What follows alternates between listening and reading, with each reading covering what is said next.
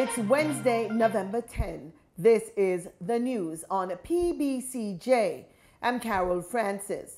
The government outlined its latest decisions and initiatives at Wednesday's post-cabinet press briefing. Here are some of the highlights. Cabinet gave approval for the establishment of a National Child Online Protection Committee as per the proposed terms of reference. The COVID-19 pandemic has served to underscore the importance of online learning as a key component of the delivery of educational services in Jamaica. Notwithstanding the tremendous benefits of technology and the use of ICT, online platforms present significant challenges to the safety of children in the virtual environment.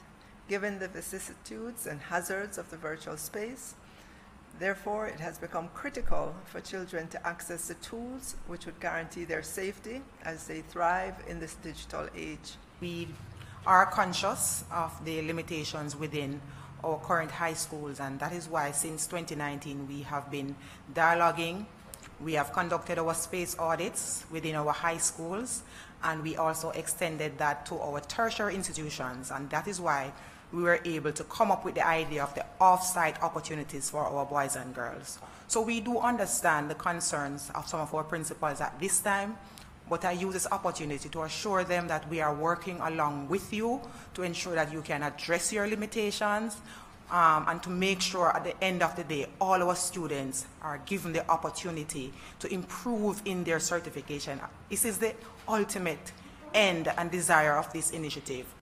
Cabinet has approved the resumption of first doses of Pfizer COVID-19 vaccines to children ages 12 and over. Minister of Education, Youth and Information Favour Williams also provided an update in Parliament on school vaccination plans and the phased reopening of face-to-face classes. More from Simone Absalom Gale. On Monday, the Ministry of Health and Wellness resumed administering first doses of Pfizer COVID-19 vaccines to children 12 years and older. The Education Minister, Favour Williams, says the rollout will take place predominantly in schools. Our Deputy Chief Education Officer in charge of schools operations is busy helping schools to ramp up so that our students aged 12 to 18 can get vaccinated and get back to school as quickly as possible. We will have many vaccination blitzes as we can in our schools with our school nurses, making it convenient for our students to get access to the vaccines. Minister Williams says 99,887 students out of a population of 240,000 have gotten at least the first dose. And for those who are not getting the jab, we will still have the modalities, the online, the audiovisual, the learning kit available for those students whose parents have chosen to not let their children take the vaccination. The resumption of the Pfizer vaccine distribution comes as schools reopen to accommodate face-to-face classes. The Education Minister says 248 schools have reopened so far, with up to 85% attendance. The ministry's yard-to-yard initiative is working to make contact with those unaccounted for. Our yard-to-yard Find the Child initiative has been rolled out officially. Additionally, for the past 18 months, the regional support teams and the school-based support teams have been working to locate and re-engage our students. This includes approximately 3,550 persons working directly on this task. We have 80 officers of the ministry, 200 school resource officers from the Jamaica Constabulary Force, and 3,271 school staff. Prior to the start of the 2021-22 academic year, 25,642 of the 40,795 students who were absent for 100 days or more were located and re-engaged. Madam Speaker, we will not leave any child behind. She says the ministry will be conducting ongoing assessments as the schools reopen. For the news on PBCJ, I'm Simone Absalom Gale. The import of biosensor standard Q COVID-19 antigen test kits manufactured in India was reportedly ordered to quarantine the products following an investigation. Health and Wellness Minister Dr. Christopher Tufton says the investigation was launched after the government was alerted that the test was present in the Jamaican market.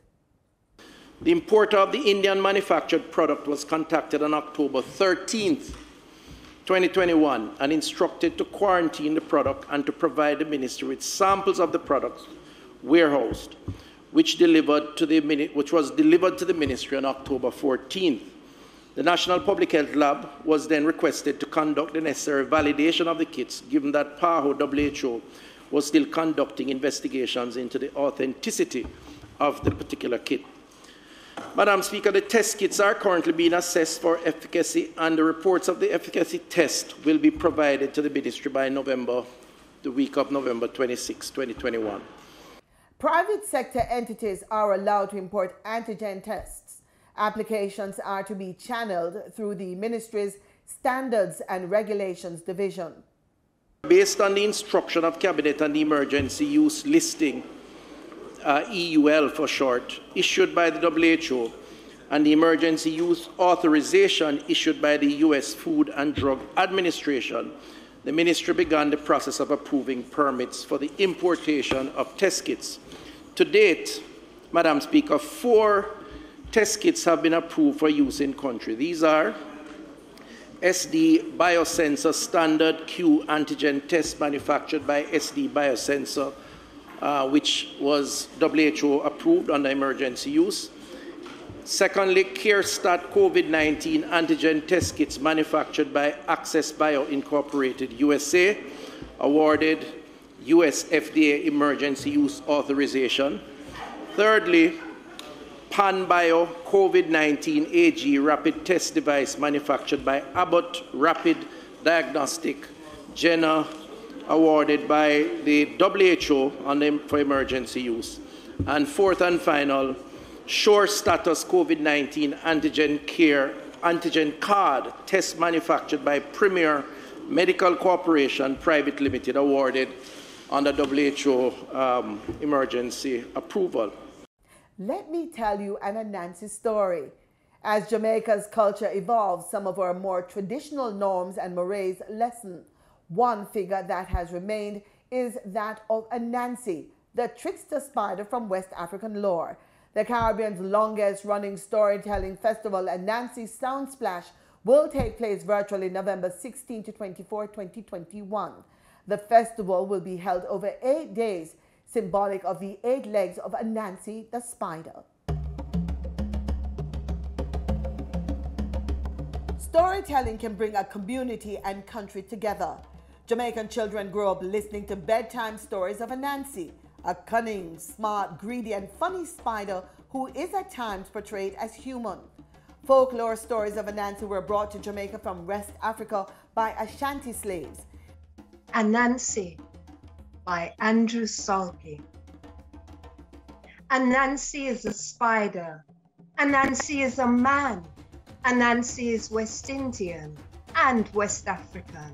Sometimes he sports a waistcoat, sometimes he carries a cane, sometimes he sports a top hat, sometimes he's just a plain, ordinary, hairy, black spider.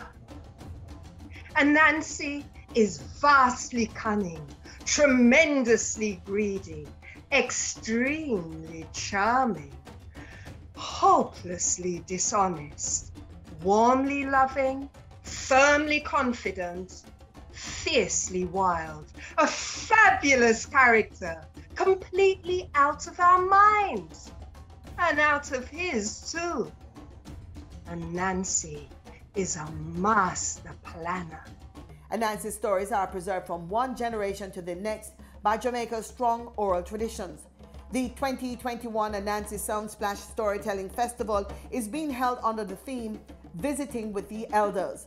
In keeping with the theme of visiting with the elders, then those Jamaicans who can trace their Taino heritage, in spite of the fact that we've been told that no Taino don't exist anymore, will be participating in the festival and sharing with us from their point of view.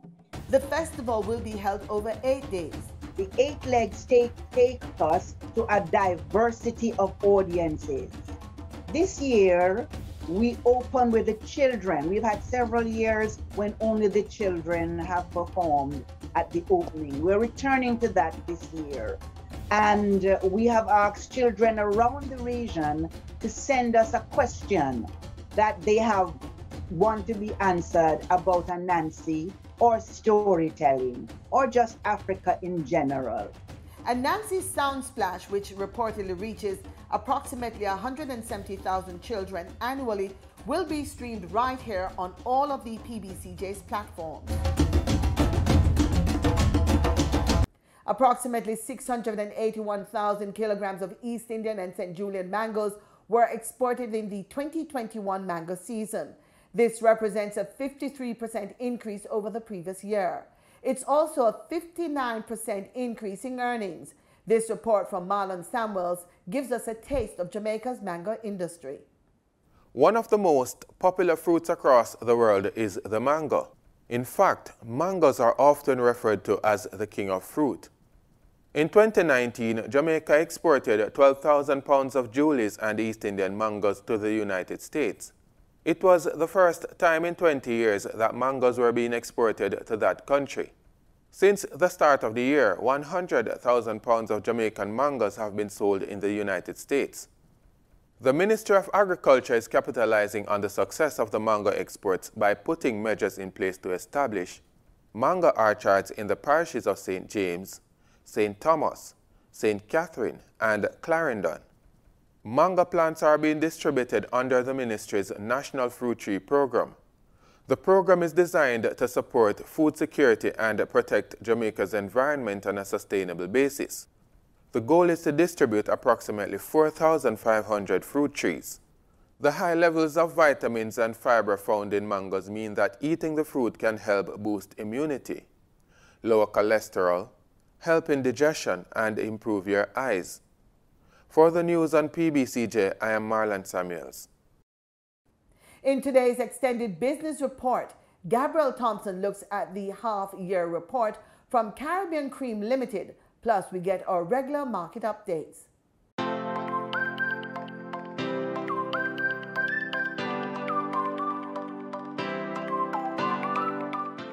Caribbean Cream, which trades as Kremi, is reporting strong revenue growth for the past year, with sales for the current half year surpassing 1 billion Jamaican dollars. This represents a 16% increase over the previous year. Speaking recently at the company's annual general meeting, General Manager Ryan Peralto says consumer demand for products remains strong.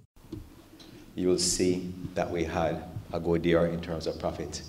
It has turned out that we have had the best profit performance for the company since 2017 with our result last year, where our net profit increased by 85% to a little over $100 million. The result of the high profits came from higher sales of our core products, low global demand for some key ingredient prices, which kept those prices flat, and the company being able to navigate disruptions in the global supply chain. Despite this, he says government's COVID-19 restrictions negatively impacted the company. Yes, sales could have been better had it not been for restrictions of the business hours during the earlier months and the extended lockdowns. The last Sundays in particular affected our business because that's actually our single largest sales day for the organization. Caribbean Cream reported a 17% decline in net profits, particularly in Q2, where Mr. Peralto says the company experienced high utility costs, price increases in key raw materials, and a fluctuating foreign exchange rate.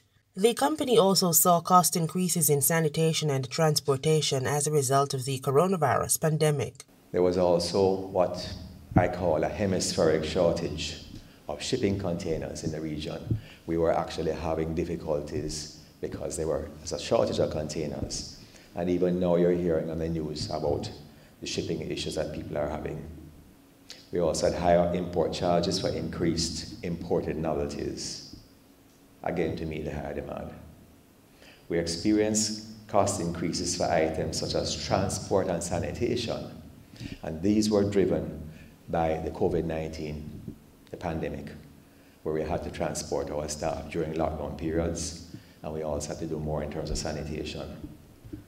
Kremi plans to commission a combined heat and power CHP plant by the end of 2021 in an effort to decrease operating costs. This plant, as we have stated previously, will reduce our energy costs and also our carbon footprint.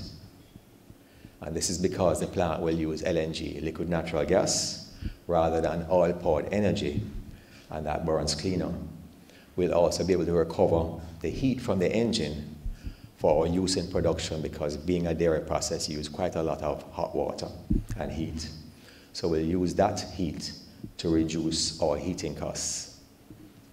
The company also disclosed plans to install a new cold room to increase its storage capacity of finished goods from a 260 to an 800 pallet space and more than double the blast freezer capacity. Caribbean Cream says in 2022 it will also implement an enterprise resource planning ERP software system to manage its day-to-day business activities in real time and improve operational efficiencies. For the Business Report on PBCJ, I'm Gabrielle Thompson. In foreign exchange trading for Tuesday, November 9, the US dollar sold for an average $156.34. The Canadian dollar ended trading at $126.03.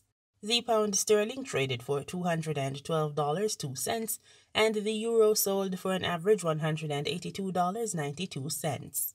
In Tuesday's trading session, the JSE Combined Index advanced by 1,123 points to close at over 404,000 units. Overall market activity resulted from trading in 99 stocks, of which 47 advanced, 39 declined, and 13 traded firm. The Junior Market Index advanced by 31 points to close at over 3,000 units. Stocks advanced for Access Financial Services Limited, Blue Power Group Limited, and Caribbean Producers Jamaica Limited. Stocks declined for AMG Packaging and Paper Company Limited, Barita Investments Limited, and CAC 2000 Limited. Wigton Wind Farm Limited ordinary shares was the volume leader with over 3.9 million units, followed by Trans-Jamaican Highway Limited with over 2.5 million units, and Lumber Depot Limited with over 1.5 million units. In market data for oil prices rose on Wednesday, extending strong gains in the previous session after industry data showed U.S. crude stocks unexpectedly fell last week, just as near-term travel demand picked up with COVID-19 pandemic curbs easing. Brent crude futures were at $85.22 a barrel, up by 44 cents after rising 1.6% on Tuesday. West Texas Intermediate crude futures rose 16 cents or 0.2% to $84.31 a barrel, adding to Tuesday's 2.7% gain. Both benchmarks touched their highest in 2 weeks earlier on Wednesday, supported by tightening global oil inventories during the past several months, and the latest data from the American Petroleum Institute reinforcing the view that supply remains constrained. And with that, we close this Wednesday edition of the Business Report Inside the News on PBCJ. I'm Gabrielle Thompson. Pleasant viewing.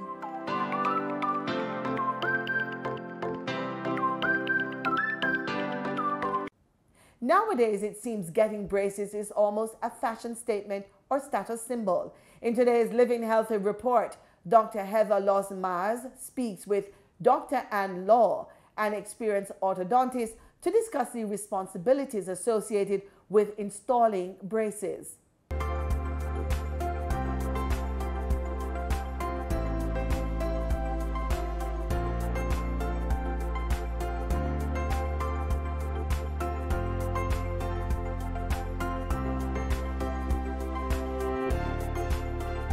Hi, I'm HD. Welcome to another episode of HD's Jazz. I am in the beautiful Royal Hope Botanical Gardens here in Kingston. And today I'm going to be asking the question, ortho who?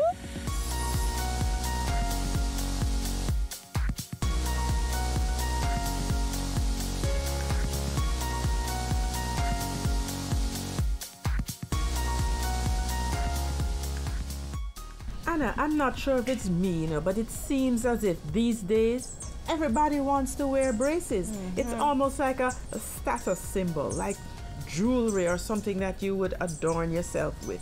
Right, well, as you know, braces are not jewelry. It's not something that you put on and then take off whenever you feel like. It's a treatment. We need your teeth to move effectively, safely, so that the bone is not damaged, the teeth are not damaged, and you end up with the teeth looking nice and fitting well at the end of the whole process. Yeah? Yeah, so that would mean that you probably have to have quite a bit of training to be confident to do that. Absolutely. After 4 years of dental school, there's an additional 2 to 3 years of special training just to learn how to move teeth safely, to make sure everything is nice and stable at the end, is healthy at the end, it fits right, and you look good. So very important, very crucial and vital. So what are some of the challenges that you have noticed with your patients? Many of them have challenges with cleaning their teeth because it's a big adjustment. You have all these brackets and wires on your teeth, so therefore I tell them to make it easy and simple. Brush like you're brushing normally, and then go back and brush each bracket and make sure it looks nice and shiny, just like the first day that you got it. If you see a white film on your braces, then you need to go back and brush it some more. With flossing, we provide flossing aids to get the floss underneath the wire so they can get that nice and clean. And I tell them to do it while they're watching TV or the news or something like that, so it just doesn't interfere with their time. Otherwise, they wait until bedtime, you're tired, you're exhausted, you fall asleep, and you say tomorrow, and then of course tomorrow never comes. Yeah, so we don't want them to do that. Well, our Jamaicans too. Is there anything that they don't put in their mouth? Tough food, sticky foods, they love those things. Chicken bones, and the oxtail bone, So it's quite good, but it will damage your braces. They will break off, and then your teeth won't move, or they will move in a way that we don't want. And if the wires bend, those will also move the teeth in an undesirable direction, also holding up treatment. So it will take longer for you to finish, and you spend more time in braces, which we don't want. We don't want to spend more time than necessary to get the proper tooth movement done. Yes. So you would summarize by saying, brush well, brush as if you would normally brush, then go back and brush the brackets until they're nice and shiny. Floss while you're watching the news. You can't say you don't have time to floss if you're doing that. Use the aids that you would provide, and stay away from the jackass corn and the bustamantic backbone and the chicken bone and the oxtail bone. And you have to brush after each meal. Okay. Yes. Additional brushing. Boy, this braces thing is quite an investment in time, but at the end, it's worth it. Absolutely. And after all that home care, it's still necessary to go to the dentist more often. I usually recommend every 4 months while in braces. More often for a few patients, but on average every 4 months during braces. After the braces are removed, they can go back to their normal cleaning schedule. All right. So orthodontist, the specialist who has trained over 6 years beyond university to learn how to carefully move your teeth to a perfect alignment. Listen, don't bother with the chicken bones or the oxtail bones or the jackass corn or any of the tough crackers when you're wearing braces. You can break brackets and you can bend wires, which will lengthen your treatment. Brush well, brush consistently. Floss while you're watching the news. Listen, catch you next time. Facebook, YouTube, and our LFD website. See you next time on HD's Jazz.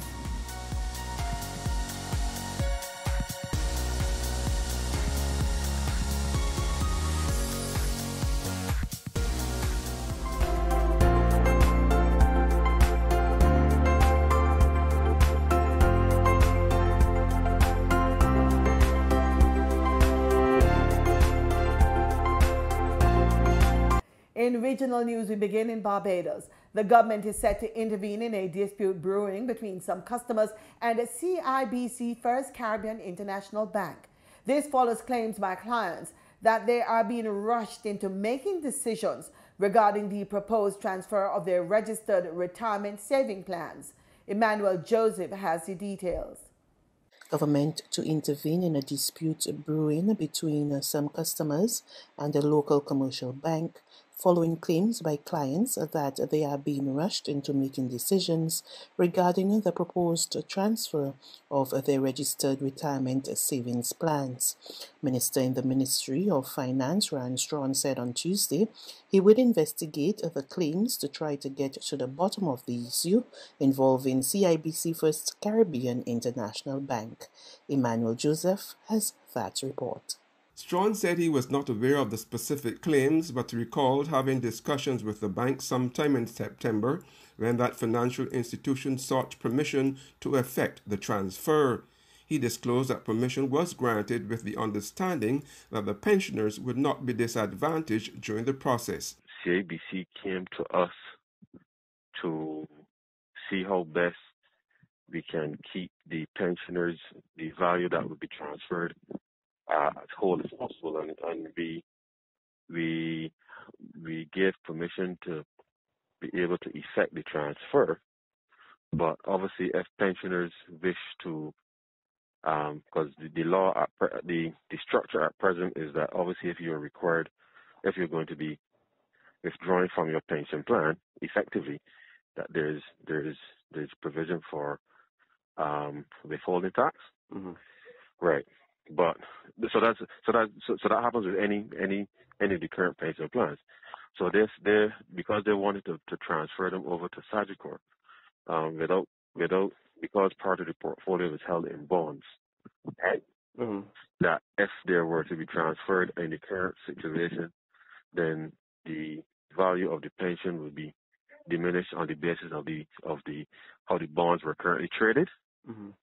If they had to cash them in. So we went through a whole exercise with the regulators to see how we can allow the bonds to be transferred into a new pension scheme so that the payments will continue to be, rather than go to CIBC, will go into the pension scheme as currently structured so that the person will not lose any value. Minister Strawn said draft amendments were now being prepared by the Chief Parliamentary Counsel's office to facilitate those who want to continue without losing any value with the new providers who would be administering the pension plan. When they reached out to us, we indicated that clearly they need to communicate. I know there are about 700 odd or so persons, and we said that obviously they needed to communicate with those persons what was intended.